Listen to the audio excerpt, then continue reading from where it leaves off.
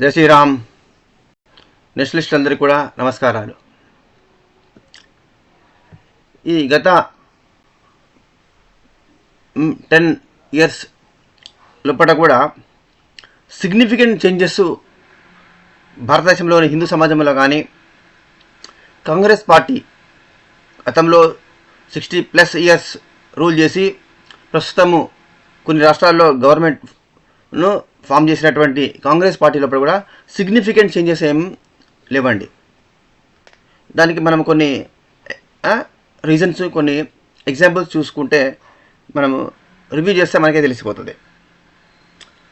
వాళ్ళు ఇప్పుడు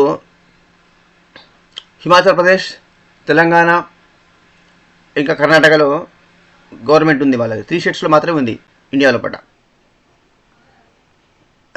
ఇప్పుడు మన తెలంగాణలో కొన్ని హామీలు ఇచ్చారు, గ్యారంటీస్ అని చెప్పారు, 6 guarantees అని చెప్పి దానికి ఇంకా సబ్ ఇంకా ఉన్నాయి.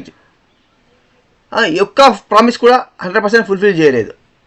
ఇప్పుడు 2500 పెన్షన్ ఇచ్చే వాళ్ళకి 4000 పెన్షన్ ఇస్తానని చెప్పారు, ఫుల్ఫిల్ చేయాల. రైతులకు రుణమాఫీ అని చెప్పారు, ఇంకా వాళ్ళకు బోనస్ అని చెప్పారు, 2 లక్షల రూపాయలు ఇంకా వాళ్ళకు సబ్సిడీ అని, రుణమాఫీ అని, ఇలా అనేక ప్రామిసులు చేయడం జరిగిందన్నమాట. అమ్మాయిలకు 2500 ఇస్తానని చెప్పారు. మొత్తం మహిళలందరికీ కూడా, కాలేజ్ గోయింగ్ గర్ల్స్ నుంచి మొదలుపెట్టుకొని పెద్దవాళ్ళ వరకు అందరికీ అవి ఫుల్ఫిల్ చేయలేకపోయారు. వాళ్ళు ఏమి చేయకుండానే 60 ఏళ్ళ నుంచి కూడా, అంతకుముందు గవర్నమెంట్ మొత్తం, సెంట్రల్ గవర్నమెంట్ మొత్తం వాళ్ళ చేతిలోనే ఉంది.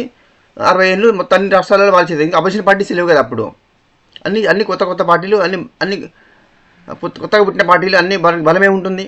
అప్పుడు మొత్తం ఇండియా మొత్తాన్ని వాళ్ళు రూల్ చేసి ఇష్టం వచ్చినట్టు తినేసారు, దేశం మొత్తాన్ని సర్వనాశనం చేశారు.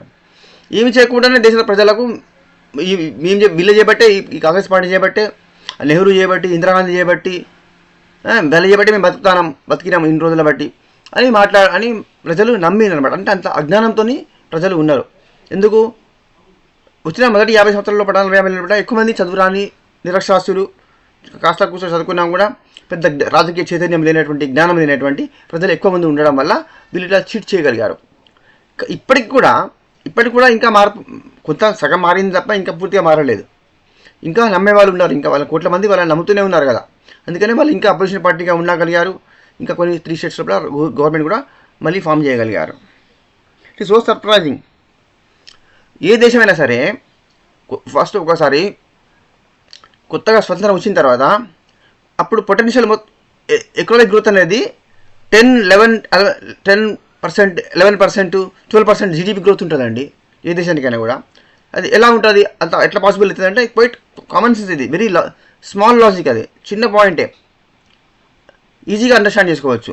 ఎందుకంటే కొత్తగా స్వతంత్రం వచ్చిన తర్వాత మొత్తం దేశంలో ఉన్న వనరులు ఏమేమి ఉన్నాయో, ఏమేమి రిసోర్సెస్ ఉన్నాయో, ఏమేమి వనరులు ఉన్నాయో వాళ్ళకి పని కల్పిస్తారా లేదా? అంటే ఇప్పుడు దేశంలో మట్టి ఉంటుంది, రాళ్ళు ఉంటాయి, వాటితో రోడ్లు వేస్తారు. ఆ రోడ్లు వేసినందుకు వాళ్ళకి జనాలకు కూలి వస్తుంది. ఆ కూలి వస్తే కూలి డబ్బులు వస్తుంది లేదా? దాంతో ట్రాన్స్పోర్టేషన్ పెడితే జనం ఊరు తిరుగుతుంటారు. ఊరు తిరిగినప్పుడు ఏంది, కూరగాయల పండ్లు అమ్ముతూ అంటారు. అంటే ఆటోమేటిక్గా ఆ దేశంలో ఏ రిసోర్సెస్ ఉన్నాయో, ఈ వనరులు ఉన్నాయో, ఆ వనరులు ఉపయోగించుకోవడం ద్వారా ఆటోమేటిక్ ఎకనామిక్ గ్రోత్ వస్తుంది. మనిషి జోబులో 100 రూపాయలు కూలి చేసి డబ్బు సంపాదించాడు, డబ్బులు వచ్చాయి, ఆ 200 రూపాయలు జోబులో ఉన్నాయి, 200 ఖర్చు పెడతాడు. అప్పుడు ఏమైతే ఎకనామిక్ యాక్టివిటీ అవుతుందా లేదా? ఎకనామిక్ యాక్టివిటీ, ఆర్థిక వ్యాపారము. ఎకానమీ అనేది డబ్బు అనేది కరెన్సీ ఒక జోబులో ఎప్పటికీ ఉండదు, పర్మనెంట్గా ఉండదు. ఒక జోబు నుంచి ఇంకో జోబు నుంచి ఒక చేతిలో నుంచి ఒక చేతికి మారుతూనే ఉంటుంది, పోతూనే ఉంటుంది. ఎప్పటికి రొటేట్ అయితేనే ఉంటాయా లేవా మనీ, కరెన్సీ రొటేషన్. దాన్ని ఎకనామిక్ యాక్టివిటీ అంటారు ఎకనామిక్స్ కూడా. అప్పుడు ఏమవుతుంది, గ్రోత్ వస్తూ ఉంటుంది, వ్యాపారం పెరుగుతూ ఉంటాయి, అందరి చేతిలో అందరి అవసరాలు తిరుగుతూ ఉంటాయి, ప్రజలకు అందరి అవసరాలు తిరుగుతూ ఉంటాయి. ఇప్పుడు ఒక ఆయన కూలి చేసిండు, డబ్బులు వచ్చాయి, ఏం చేస్తాడు, బియ్యం కొనుక్కుపోతాడు, కూరగాయలు కొనుక్కుపోతాడు.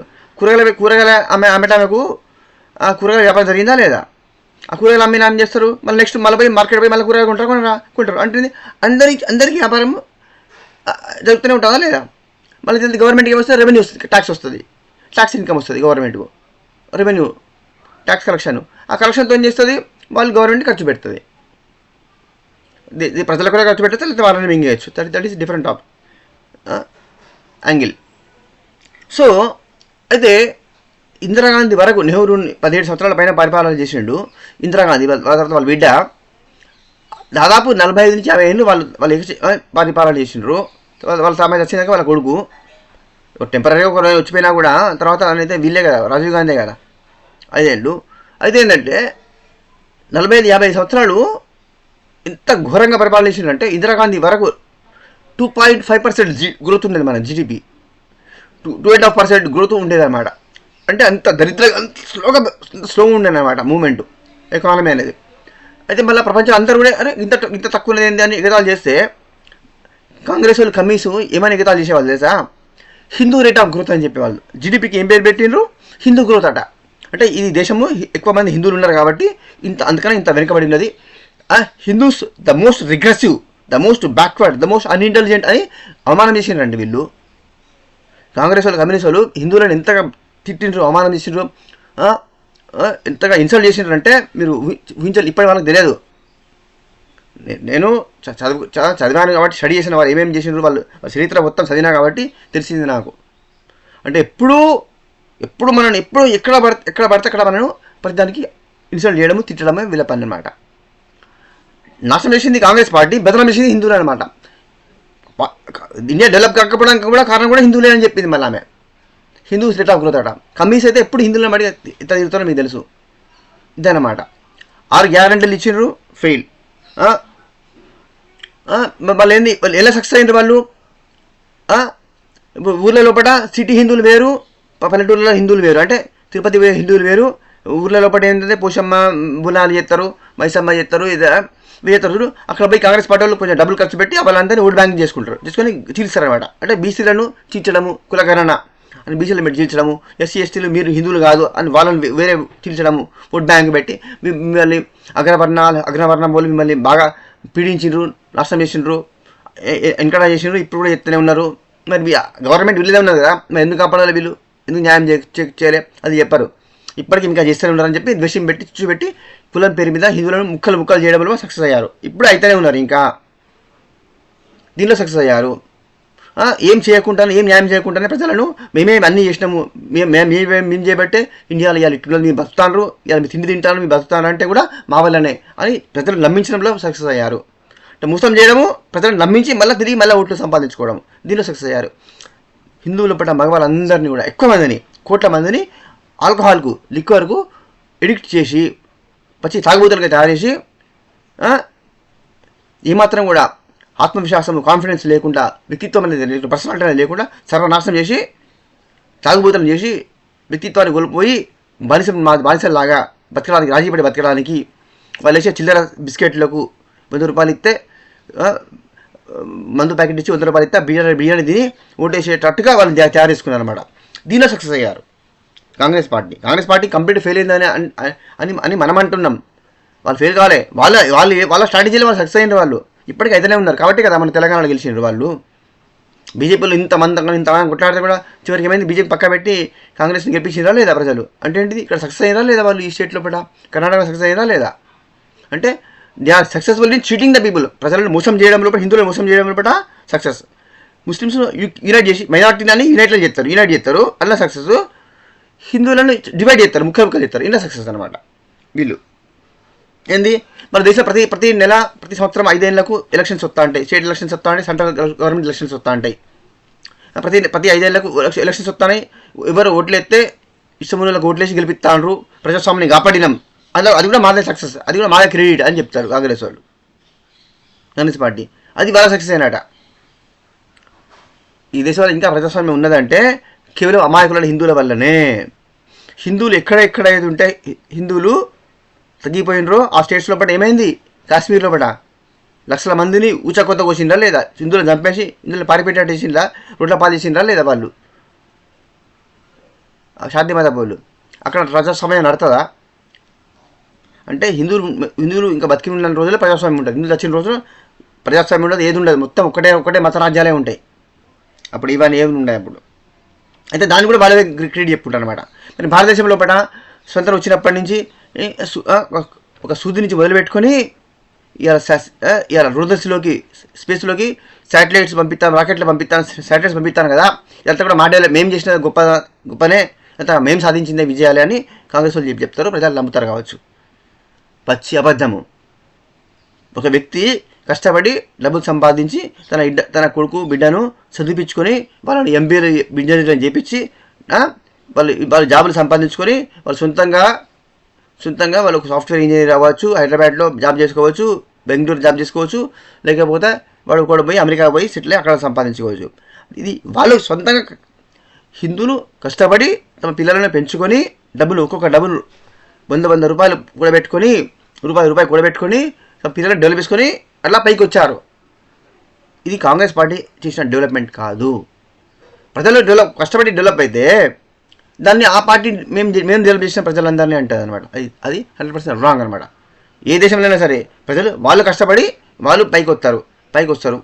ఎంతోమంది అసలుగా రాని వాళ్ళు నాశనం అయిపోయేవాళ్ళు, తాగుబోతులు, చిత్రకాలు ఇట్లాగూ నాశనం అయిపోతారు. వాళ్ళు కష్టపడని వాళ్ళు అంటే అవకాశం కూడా లేని వాళ్ళు కూడా ఉంటారు, దుర్వలు పట్టిన వాళ్ళు ఉంటారు, ఆరోగ్యం బాగాలేని వాళ్ళు ఉంటారు, రకరకాల వాళ్ళు ఉంటారు. వాళ్ళని మనం ఏం చేయలేం. ఎవరైతే కష్టపడి డబ్బులు సంపాదించారో వాళ్ళు డబ్బు సంపాదించుకొని డెవలప్ అయినప్పుడు వాళ్ళు ట్యాక్స్ కడతారా లేదా? ఆ ట్యాక్స్ మీద గవర్నమెంట్ నడుతుంది. మరి వీళ్ళు డెవలప్ చేసినది ఎట్లయితుంది? అది వీళ్ళు చేసినట్టు ఎట్లయితుంది? అది అంటే ఈ దేశం ఏమైనా డెవలప్మెంట్ అయిందంటే అది ప్రజల కష్టం వల్ల మాత్రమే. ప్రజలు కష్టపడి డెవలప్ చేసుకున్నారు తప్ప ఈ కాంగ్రెస్ పార్టీ చేసింది ఏం లేదు. కాంగ్రెస్ పార్టీ నాశనం చేసింది కానీ డెవలప్మెంట్ ఏం చేయలేదు. They are 100% fail. వాళ్ళు ఎలా సక్సెస్ అయ్యారంటే చీటింగ్ చేయడంలో సక్సెస్ అయ్యారు. ఏంటిది ఇంకా అన్ని దాని ఎలా సక్సెస్ అయినారు? వాళ్ళు ప్రజలు నమ్మించిన వాళ్ళు బడా నరేంద్ర మోడీ డిక్టేటరు నియంత. ఈ దేశంలో ప్రజాస్వామ్యానికి ప్రమాదం ఏర్పడ్డది, మైనారిటీలకు ప్రమాదం ఏర్పడ్డదట. ఇక్కడ చూడు కాశ్మీర్ని మొదలుపెట్టుకొని కన్యాకుమారి వరకు ఇక్కడ పోయినా హిందువులు హనుమాన్ యాత్ర చేసుకున్నా, రాముల వారి యాత్ర చేసుకున్నా, లేదా అమ్మవారి గణపతి నవరాత్రులు చేసుకున్న, అమ్మవారి దేవీ నవరాత్రులు దసరా అప్పుడు అమ్మవారి విగ్రహం పెట్టుకొని పోయినా కూడా వాళ్ళే రాళ్ళతో కొడతాను, వాళ్ళే కత్తులు కొడతాను, వాళ్ళే చంపుతారు. వాళ్ళ ప్రమాదం వాళ్ళు భయపడతారంటే మనమే హిందువులే డేంజర్ కానట. అసలు నిజంగా ప్రమాదం ఉన్నది హిందూ జాతి ఉన్నది ఎక్కువ దేశం. ఇది కూడా చిత్రకళ పోతా ఉంది. ఇక్కడే మన లైఫ్లో గ్యారంటీ లేదు. ఇది ప్రమాద స్థితిలో హిందువులు ఉంటే వాళ్ళు ప్రమాదంలో ఉన్నారని చెప్పి హిందువులే దుర్మార్గులు అని చెప్పి బదనాం చేయడం లోపల కాంగ్రెస్ పార్టీ సక్సెస్ అయింది. నరేంద్ర మోడీని బదనాం చేయడంలో, బీజేపీని బదనాం చేయడం లోపల, హిందువులను బదనాం చేయడం లోపల కాంగ్రెస్ పార్టీ 100% సక్సెస్ అయిందనమాట. ఇవన్నీ వాళ్ళ సక్సెస్ అనమాట. ఇంకా ఏంటిది ఇప్పుడు కూడా మళ్ళీ కులగణనని పెట్టి హిందువులను ఇంకా ముక్కలు చేయడం లోపల సక్సెస్ అవుతూనే ఉన్నారు. ఇంకా ముందు కూడా అవుతారు వాళ్ళు.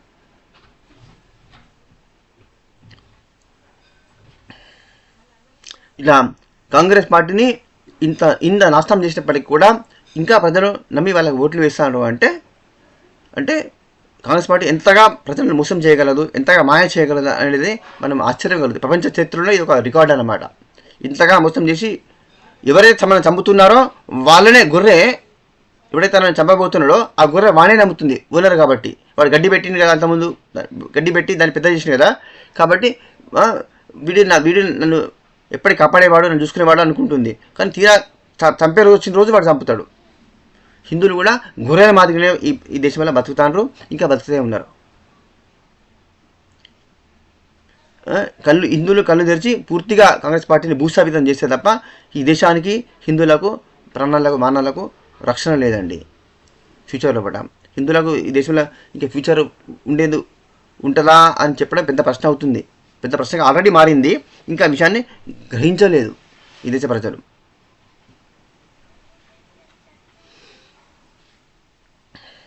హిందువుల యొక్క అస్తిత్వాన్ని, హిందువుల మతాన్ని, హిందువుల సంప్రదాయాన్ని, హిందువుల యొక్క కల్చర్ను ప్రతి దాన్ని పరిశీలించడమే అనమాట. హిందువుల పండుగ రాగానే అది పొల్యూషన్ అని చెప్పడము అని మనం తిట్టడము, హోలీతోని పొల్యూషన్ అవుతుంది, దీపావళి టపాకాయలు కాలితే పొల్యూషన్ అవుతుంది, ఇట్లా ప్రతి దానికి కూడా పొల్యూషన్ అవుతుంది అని చెప్పనమాట. ఇప్పుడు నరేంద్ర మోడీ గవర్నమెంట్ వచ్చిన కాడ 7.6%, 7%, 7.58% గ్రోత్ వరకు వచ్చింది. కరోనా ప్రాబ్లం ఉండగా కూడా కరోనాతో 3 ఏళ్ళు కష్టపడి దెబ్బతిన్నప్పటికీ మళ్ళీ 7.7% అబోవ్ గ్రోత్ తీసుకొచ్చింది. 7 to 7.5 జీడీపీ వచ్చినాక కూడా మళ్ళీ ఇంకా ఎకానమీ కొలాప్స్ అయింది అని చెప్తారు. అంటే ప్రజలు నమ్ముతారు విచిత్రంగా. ప్రపంచంలో 5వ ర్యాంక్ నుంచి 4th ర్యాంక్ వచ్చినాము. ఇంకా కొన్ని రోజుల్లో 30 ర్యాంక్ పోతామే ప్రపంచంలో పడి ఎకనామిక్స్ మనీలో పడ ఎకానమీలో పడ. అయినప్పటికీ ఇంకా వాళ్ళు కాంగ్రెస్ పార్టీ ఎకానమీలో ఫెయిల్ అయింది, ఇండియా ఫెయిల్ అయింది, నరేంద్ర మోడీ గవర్నమెంట్ ఫెయిల్ అయిందని చెప్తే ప్రజలు నమ్ముతారు. నిజంగానండి ఒక చిన్న కామన్ సెన్స్ క్వశ్చన్, చిన్న సామాన్య మానవునికిను జీడిపికి ఏం సంబంధం అండి? ఒక కూరగాయలు అమ్మేటోడు, ఒక ఆటో వాడికి, ఒక ఆటో ఆటో డ్రైవరు, ఒక జ్యూస్ బండి అమ్మేటోడు, అట్టి బండి అమ్మేటోడికి జీడిపికును వాని లైఫ్కు ఏం సంబంధం అండి? వాడికి ఎట్లా ఎఫెక్ట్ అవుతుంది? వాడికి తెలుసు అవన్నా? ఫండమెంటల్ తెలియనోడు వాడికి అన్ని దేశంలో మాట్లాడతారు మన దేశం మొదపట. ఈ రోగము హిందువులకే ఉంటుంది. ఇది ఆ శాంతి ఆ రెండు మతాల వాళ్ళకు ఉండదు. ఎందుకు?